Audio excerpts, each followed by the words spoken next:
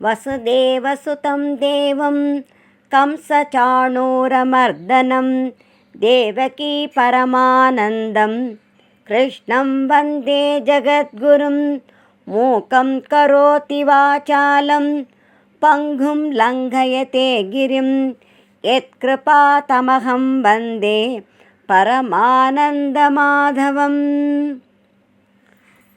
ஆத்மாவின் அழிவற்ற தன்மையை தாமோதரன் 20வது ஸ்லோகத்திலே மீண்டும் தெளிவுபடுத்துகிறார்.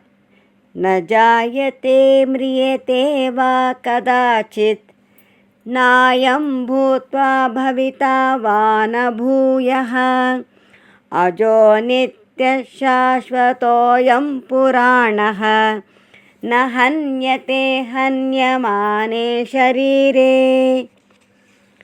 அயம் இந்த ஆத்மா கதாச்சித் ஒருபொழுதும் ந ஜாயத்தே பிறப்பதில்லை, வா மேலும் ந மிரியத்தே இறப்பதும் இல்லை, பூத்வா முன்பு உண்டாகி, பூயகா பிறகு, ந பவிதா இருக்கக்கூடியது என்பதும் இல்லை. ஏனென்றால் அயம் இந்த ஆத்மா அஜஹா பிறப்பற்றவன், நித்யஹா நித்தியமானவன், சாஸ்வதஹ எக்காலத்திலும் உள்ளவன், புராணஹ பழமையானவன், ஷரீரே ஹன்யமானே உடல் கொல்லப்படும் பொழுதும் ந ஹன்யத்தே கொல்லப்படுவதில்லை. ந ஜாயத்தே மிரியத்தே என்று ஆத்மா பிறப்பதில்லை இறப்பதில்லை என்று கூறியதோடு மட்டுமல்லாமல் ஆத்மா ஷட்பாவ விகாரஹிதம் 6 வித விகாரம் இல்லாதது ஆத்மா என்பதை இங்கு தெளிவுபடுத்துகின்றார். உடல் ஷட்பாவ விகாரமுடையது, 6 வித மாறுதல்களுக்கு உட்பட்டது. ஜாயத்தே என்றால் உண்டாவது, அஸ்தி என்றால் உண்டான பின் இருப்பது, வர்த்தத்தை என்றால் வளர்வது, விபரிணமத்தை என்றால் பாலப்பருவம், யௌவன பருவம், முதுமை பருவம் என்றெல்லாம் மாறுபாடுகளை அடைவது, க்ஷீயத்தை என்றால் தேய்ந்து போவது, நஷ்யத்தி என்றால் அழிந்து போவது. இந்த 6 வித விகாரங்கள் மாற்றங்கள் எல்லாம் உடலுக்குத்தான் ஏற்படுகின்றனே தவிர ஆத்மாவிற்கு இல்லை என்பதை இந்த ஸ்லோகத்திலே யதுகுல நந்தனன் எடுத்து காட்டுகின்றார். ஆத்மா அஜஹா என்றார். அஜஹா என்றால் என்ன?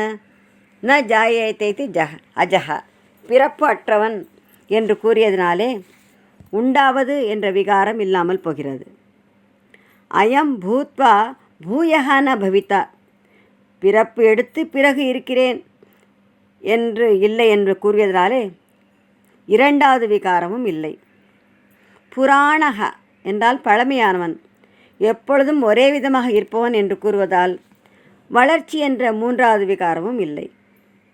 சாஸ்வதா எப்போதும் ஒரே நிலையில் இருப்பவன் என்று கூறுவதாலே மாறுபாடு அடைவது என்ற 4வது விகாரமும் இல்லாமல் போகிறது. நித்யக இடையறாமல் இருப்பவன் என்று கூறியதால் அவனுக்கு தேய்மானம் என்ற 5வது விகாரமும் இல்லாமல் போகிறது. ஷரீரே ஹன்யமானே ந ஹன்யத்தே ஷரீரம் அழிந்தாலும் இந்த ஆத்மா அழிவதில்லை என்று கூறியதால் அழிவு என்ற 6வது விகாரமும் இல்லை. இவ்வாறு உடலுக்கு ஏற்படுகின்ற 6 விகாரங்களும் ஆத்மாவிற்கு இல்லை என்று இந்த ஸ்லோகத்தின் மூலம் நன்கு விளக்கப்பட்டது. நஜாயதே மிரியதே வா கதாசித் நாயம் பூத்வா பவிதா வா ந பூயः அஜோ நித்ய சாஸ்வதோயம் புராணः ந ஹன்யதே ஹன்யமானே ஷரீரே. ஆத்மா எந்தவித விகாரமும் அற்றது என்பதை விளக்கிய விமலன் 21வது ஸ்லோகத்தில் ஆத்மாவை அறிந்தவன் யாரையும் கொல்வதில்லை என்று இயம்புகின்றார். வேதா விநாசினம் நித்யம் ஏனமஜமவ்யயம் கதம் ச புருஷ பார்த்த கம் காத்தயதி ஹந்திகம். ஹே பார்த்த, பிருதையின் புத்திரனான அர்ஜுனனே, யக புருஷா எந்த மனிதன் ஏனம் இந்த ஆத்மாவை அவிநாசினம் அழிவற்றவனாக, நித்தியம் நித்தியமானவனாக, அஜம் பிறப்பற்றவனாக, அவ்யயம் மாறுதல் அற்றவனாக வேத அறிகிறானோ, சக அவன் கதம் எவ்வாறு, கம் காத்தயதி யாரை கொல்ல செய்கிறான், கம் ஹந்தி யாரை கொல்வான், யாரையும் கொல்ல மாட்டான், யாரையும் கொல்ல செய்ய மாட்டான் என்று பகவான் கூறுகின்றார். எவன் ஒருவன் ஆத்மஸ்வரூபத்தின் உண்மையை அறிகிறானோ, அதாவது ஆத்மா பிறப்பற்றவன், அழிவற்றவன், விகாரமற்றவன், நித்தியமானவன் என்ற அனுபவமெல்லாம் யாருக்கு ஏற்படுகிறதோ அவன் அகங்காரமற்றவனாக இருப்பதாலே எந்த செயலை செய்தாலும் நான் செய்கிறேன், நான் கர்த்தா என்று அவன் எண்ணுவதில்லை. ஒரு வினையும் ஆத்ம ஞானியை சாராது என்பதற்கு சான்றாக கொல்லுதல், கொல்லுவித்தல் ஆகிய 2 கொடிய வினைகள் இங்கு சொல்லப்பட்டன. எந்த செயலை செய்தாலும் நான் செயல் புரிந்தேன் என்ற எண்ணம் ஆத்ம ஞானியிடம் இல்லை. அவனுடைய ஞானத்திலே எங்கும் ஆத்ம தத்துவமே நிறைந்திருக்கிறது. அது யாரையும் அழிப்பதுமில்லை, அழிக்கப்படுவதுமில்லை, அழிக்க செய்வதுமில்லை. ஆகவே கொல்வது, கொல்லப்படுவது, கொல்ல செய்வது என்பனையெல்லாம் அஞ்ஞானத்தினாலே ஆத்மாவின் செயல்களாக எண்ணப்படுகின்றன. அது மட்டுமல்ல, ஆத்மா அனைவருள்ளும் இயங்குவதை உணர்ந்த ஆத்மஞானி யாரையும் வதைக்க மாட்டான், வதைக்க செய்யவும் மாட்டான். வேதா விநாசினம் நித்யம் ஏனமஜம் அவ்யயம் கதம் ச புருஷ பார்த்த கம் காதயதி ஹந்திகம். ஆத்மா நித்தியம். ஆத்மாவிற்கு பிறப்பில்லை, இறப்பில்லை. அனாத்மாவான உடலோ அனித்தியம், அழியக்கூடியது. அது அழிவது நிச்சயம். ஆகவே உடலை குறித்து வருந்த தேவையில்லை என்று கார்முகில்வண்ணன் கமலக்கண்ணன் கூறியதும், ஆத்மா ஓர் உடலை விட்டு பிரிந்து மற்றொரு உடலுடன் சம்பந்தம் கொள்ளும் பொழுது மிகவும் துன்பமாக இருக்குமே, அதற்காக வருந்தாமல் இருக்க முடியுமா என்று காண்டீவனின் முகத்தில் கேள்விக்குறி தென்பட்டது. அதற்கு சமாதானமாக இந்த 22வது ஸ்லோகத்தை சக்கரபாணி சாற்றுகின்றார். வாசாம்சி ஜீர்ணானி யதா விஹாய நவானி கிருண்ணாதி நரோபராணி ததா ஷரீராணி விஹாய ஜீர்ணானி அன்யானி சம்யாதி நவானி தேஹி. யதா எவ்வாறு, நரஹ மனிதன், ஜீர்ணானி பழைய நைந்து போன, வாசாம்சி துணிகளை, விகாய விட்டுவிட்டு, அபராணி வேறு, நவானி புதிய துணிகளை, கிருண்ணாத்தி எடுத்துக்கொள்கிறானோ, ததா அவ்வாறே, தேஹி ஜீவாத்மா, ஜீர்ணானி பழைய நைந்து போன ஷரீராணி உடல்களை விகாய விட்டுவிட்டு, அந்யானி வேறு, நவானி புதிய உடல்களை அடைகின்றான்.